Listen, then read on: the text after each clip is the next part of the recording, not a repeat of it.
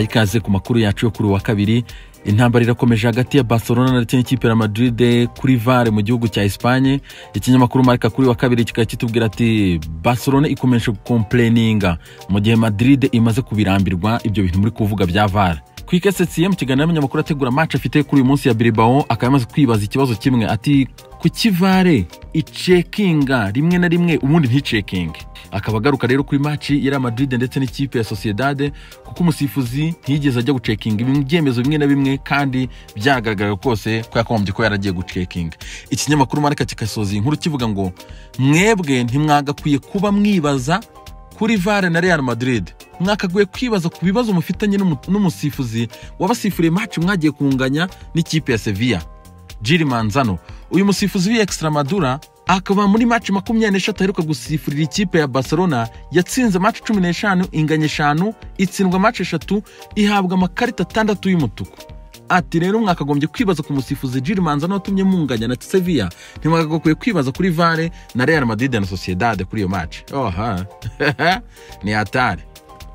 Ikinyamakuru AS nacyo kikaba cyitwaje abagabo babiri baba expert, uwitwa Mariano Dolavira ndetse n'uwitwa Libi Ares.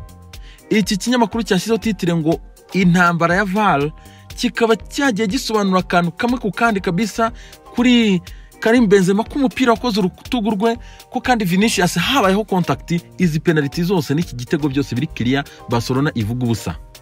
Mu gihe ibi binyamakuru by'i Madrid byivugisha ayo ngayo, Mundo Deportivo none irazi babwira ati muvuge muvuye aho ngaho natwe dufite ingengo. Iki kinyamakuru kikaba cyanarije match yahuje Sociedad n'ikipe ya Madrid, cyerekana ko Casemiro yagombye kuba yarabonye ikarita y'umutuku nyuma y'amakosa yakoreye Mekare Mereno, ngo yakoze amakosa 6 yakagombye kuba yarabonye ikarita y'umutuku gasohoka muri iyo match. Cyerekana ko penalty ya Vinicius yari amafuti, cyerekana ko Karim Benzema umupira yawukoresheje akaboko, kinangije kinashyiraho kinasoza inkuru kibwira ikipe ya Madrid ati twanamenye n'ibyo muri gutegura muteganya gukora kuri match ya Maruka muri iyi minsi. Tega amatwi neza cyane. Hari umugabo witwa Luka Modric ndetse na Flamendi bafite amakarita 4 y'imihondo. Ejo ngo bazihesha amakarita y'imihondo bahita buzuza 5 basibe match muri weekend ya Espanyol kuko nta kibatwaye. Noneho bazabona uko bakina match ya Bilbao na Getafe, match ebyiri ziri imbere zikomeye, bari safe bameze neza cyane. Ejo ngo ni plan ihari Madrid yateguye, ngo kandi yanayiteguye kuri match ya Sociedad birabapfubana. Modric yihesheje ikarita ku minota 96, we yakoze ibyo yagombaga gukora neza kuko plan ye yari ukwihabwa kuri Sociedad agahabwa indi kuri Mallorca agasiba match ya Espanyol. Noneho Flamendi umusiko bamushyizemo ngo ku minota 89 kugira ngo yiheshe ikarita sibe match ya Mallorca, akora ikosa ariko umusifuzi ntiyamuha ikarita y'umuhondo kubw'amahirwe, akaba ari ngo plan n'ejo bose bagomba kuzibonera ngayo nguko. Mundo Deportivo kandi kabikomeza tubwira ko Kwikesetsien nawe yibaza ngo kuki VAR rimwe na rimwe checkinga ubundi nticheckinga. Ikinyamakuru kandi Mundo Deportivo kikatubwira ko Lionel Messi ku munsi yajazuza imyaka 33, akona ko kirakatwibutsa, ari nako Sport ivuga ngo Barcelona muzarwana na Madrid munarwane na VAR.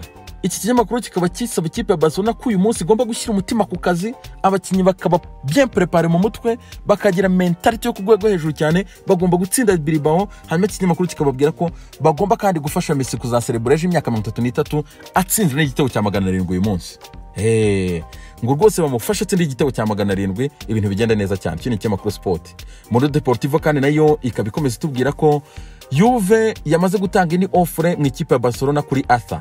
Ikaba yamaze kubwira Arthur kiri bumusinyisha imyaka 5 ikamuhemba miliyoni 7 z'amayero ku mwaka, zishobora no kwiyongera zikagera ku 8 n'amabonuses arimo. Mu gihe Barcelona yahembaga uyu mupeti miliyoni 2,200 by'amayero ku mwaka nk'uko ikinyamakuru Mundo Deportivo kibitangaza, hanyuma zikaba ziyongeraga zikaba zanagera no kuresha. Nyuma y'uko Juve rero na Arthur bari we barangizanyije bamaze kwemeranya, ikibazo kirasigara hagati ya Juve na Barcelona. Juve ikaba ipropose Barcelona kiri bubahe miliyoni 10 ikanabongera Pjanic, hanyuma bakabaha Arthur Melo. Reka turere rero iyi deal uburyo iri burangire. Toto Sport ikabitubwira ati kabisa ati Juve yes, ati cyari cyo gihe. Akaba rero Cristiano Ronaldo ndetse na Paul Dybala bitwaye neza cyane batsinda ibitego 2 ku busa ikipe ya Bologna ari nabo banabitsinze, hanyuma bakaba bafashe umwanya wa mbere kabisa ngubu n'amanota 4 barusha ikipe ya Lazio Roma. Mu gihe kandi Tutto Sport tubwira ko ikipe ya AC Milan nyuma yo gutsinza ibitego 4 kuri kimwe ikipe ya Lecce, bakaba rero ibi bitego ndetse n'insinzi bakaba bayituye umugabo witwa Prati witabye Imana ku munsi w'ejo rero afite imyaka 73. Uyu mugabo akari muri legende y'ikipe ya AC Milan ndetse yanayitwayemo ibikombe ngira ngo uri kubona aho ngaho. Reka tweseze mu gihugu cy'Ubwongereza, Mirror Sport ikabitubwira ati ibitego 5 nagatangaza atari ko baracyari nyuma n'amanota 20. The Sun ati silence Foden, hanyuma Daily Mail ati Foden yatumye Liverpool ati tegereza. Daily Express ikabitubwira ati City ati yatumye Liverpool tegereza.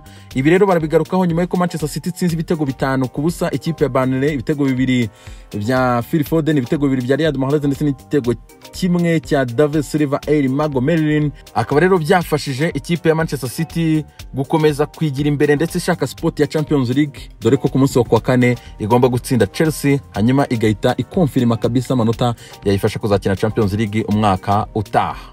Ikinyamakuru The Sun cyatubwira ko iyi match yanabayemo gashya mu byukuri, bagiye gutera ivi imbere ya match, bagitera ivi hayisanyuraho kuri Etihad hejuru kuri stade, hayisanyuraho indege ifite ubutumwa buvuga ko abazungu nabo ubuzima bwabo bwagahawe agaciro. Shadi hatare. Ibi bintu byababaje cyane Benimi, byanafashwe nk'ironda ruhu noneho rikomeye cyane.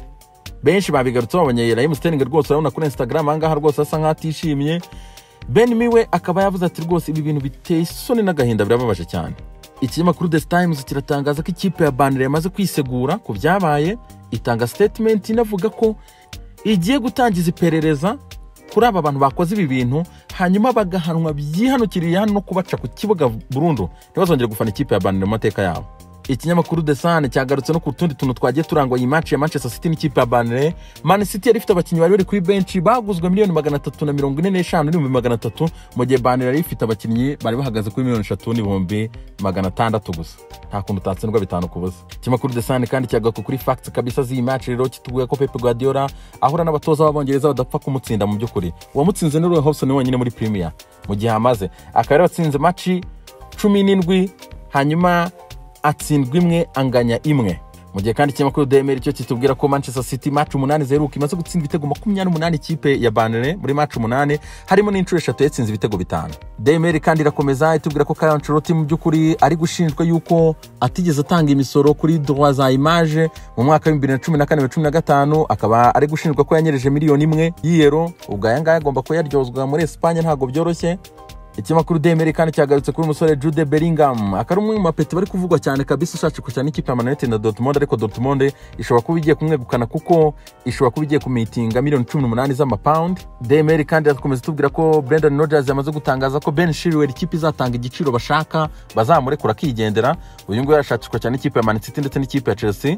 Intambara rero y'amagambo ya Paul Mason ndetse na Jose Mourinho irakomeje. Ibi binyamakuru bikaba byayiramukiyemo kuri wa kabiri kabisa keretse kitandika mu byukuri. Mirror Sport turabibona hanga hati rwose ati Harry ni Spurs, ati Harry araguma muri Tottenham Hotspur. The Sun ati Harry ni intwari yanjye. The Mail ati Kane azatsinda ibitego mu ikipe yanjye. Ibi ngibi rero ni Mourinho wa defense bikomeye cyane kabisa nyuma y'uko Paul Mason avuze ngo akritise Mourinho abwira Kane ngo va mu ikipe ya Tottenham Hotspur ushaka ibyo gukina kuko ibyo Mourinho kutoza ntuzapfa ubaye umukinnyi ukomeye, gerageza ushaka hande wajya ujye gukinayo kuko Mourinho rwose umutoza wakabere kugutoza na style ukina. Mourinho muri press conference ku munsi w'ejo yaramuhitanye mu byukuri, akaba yagaragaje anamurika n'abakinnyi ibyo bagiye bakora mu mateka, akaba yanaje yerekana imibare kabisa kuri Drogba, Milito, Zlatan, yerekana uburyo imibare yari ihagaze kabisa toza ababataka. Mourinho akaba yasoje mu byukuri avuga ko Pep Mason amwubaha kandi yifuza ko bagirana umubano mwiza cyane. Ikinyamakuru The Sun kandi cyatwereka ko abayobozi ba FA bagiye gukora impinduka muri iyi rushanwa rya FA Cup, ni nyuma y'uko rero umwaka utaha amarushanwa azaba ari menshi cyane. Amarushanwa kuba menshi rero kandi asa nkayegeranye, harimo ero, harimo ibintu byinshi, amakipe birasaba ko bikombe bimwe na bimwe bikinwa kare kandi bigahindurwa amaformat mu buryo byihutishwamo.